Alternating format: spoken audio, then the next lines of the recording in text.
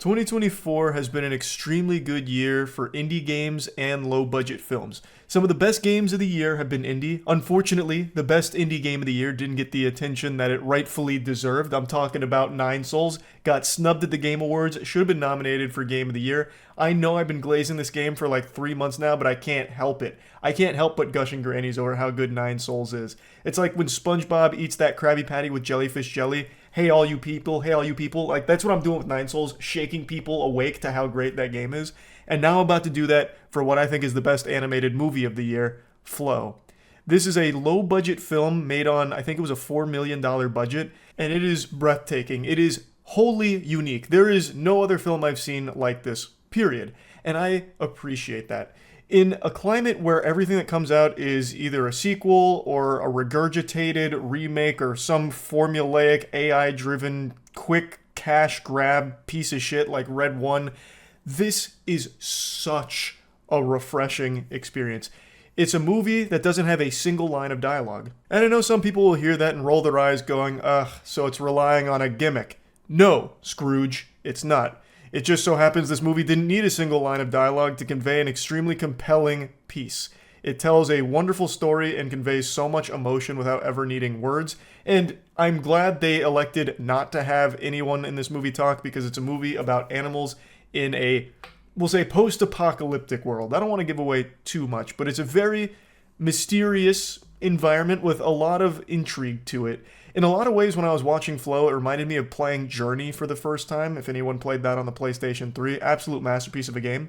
I got the same kind of sensation watching this movie as I did playing that game. And honestly, when I first saw the trailer for this, I thought this was a game, especially with Stray still being fresh in memory, which was a great game, and it featured a cat as the main character. Flow features a cat as the main character as well, but they are wildly different experiences. I am just stunned by how beautiful this film is, knowing that it only had a $4 million budget for it. I say only because animation is expensive. I feel like most people know that, but $4 million for an animated feature film is unheard of this quality. That's like Tony Stark putting together the Iron Man suit in a cave with a box of scraps. You don't make an animated feature film for less than 8 fucking digits, and yet the director, Gintz Zilbalatis, I think that's how you say his name, did it, and did it exceptionally well.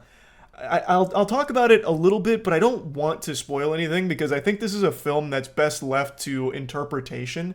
This feels like a movie that everyone's going to walk away with a different explanation for what they think it all really means. But in a nutshell, it's about this cat who's all alone in an abandoned place that may or may not have been their owner's place, what have you. There's really no telling exactly what the significance to the cat is with this location, but we see this cat there relaxing in this bed in an art studio. It's clearly from humans that were once there but are no longer for whatever reason. And then all of a sudden, there's a giant flood that sweeps through. And the water just keeps rising and rising slowly but surely. And then the cat ends up finding a boat that is occupied by a capybara. And from there, more and more characters enter into the fold as they go on this grand magical adventure. And I guess that's probably the best to leave it at. The animals in here don't act like, G-force hamsters or something. They're not like super intelligent mega mind galaxy brain animals, augmented or anything, making human decisions and all of that. They're animals being animals. But over the course of the film, they get more and more adapted to the environment to the point where they do start doing things like steering the boat. I will say that is a part where the movie goes from like just a normal adventure to more of like a magical one. And the steady build up to it just feels so good. So like the animals are always like very grounded and realistic to real life animals, but as the adventure continues and more animals enter into this boat, they start becoming more friendly towards one another and starting to understand how to coexist, and they start to understand things like how to steer the boat. And then all of a sudden, there's a bird in the boat that's like fucking Nami from One Piece, like this master navigator who can steer the boat like a professional. It's like, it does get more magical, but the animals always feel very grounded and realistic to like the real life counterpart, even when like the more magical elements are introduced, which I think is really cool. And it's not like they're doing anything like overly crazy. It's not like all of a sudden they start doing algebra on whiteboards and posting YouTube videos about, crypto, and then you discover penicillin or anything like that. They are still animals being animals for the most part, and I think that's really nice. I feel like as a pet owner, you can see your animals reflected in the film. I have 2 dogs and a cat, and the cat in this movie acts significantly more cat-like than my actual one. Like, I'm starting to wonder if Io is like the fake cat and the one in this movie is a real one. It is so impressive how well they captured these animals. I just really loved everything about the movie. The music, the visuals, the camera work was also really cool because the camera was constantly moving with the cat. So it always felt like even the movie itself was flowing. I don't know. I just really, really liked it a lot.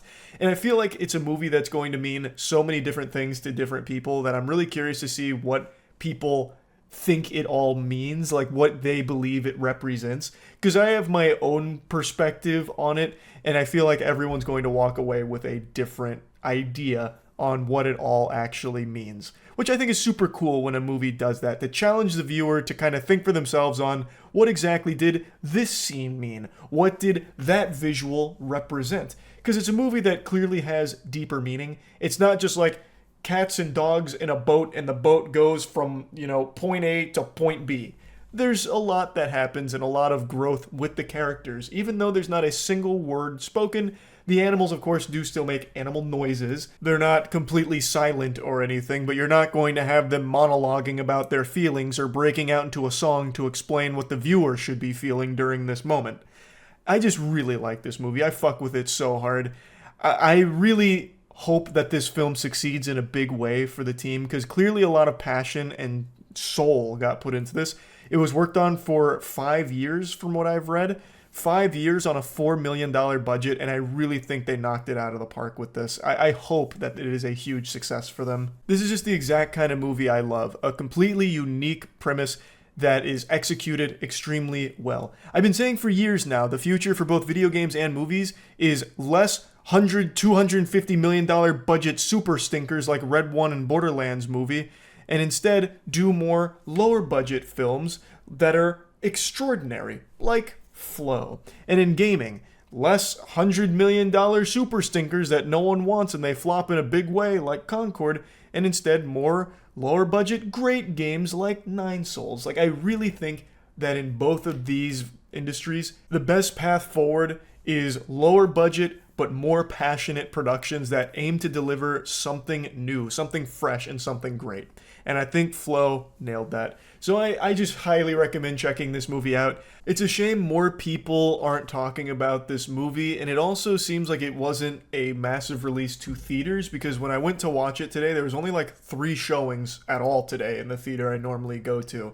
So I'm not sure if it's been released in a ton of theaters, but if it's playing near you, I definitely think it's worth going to watch if you want to go see a great movie.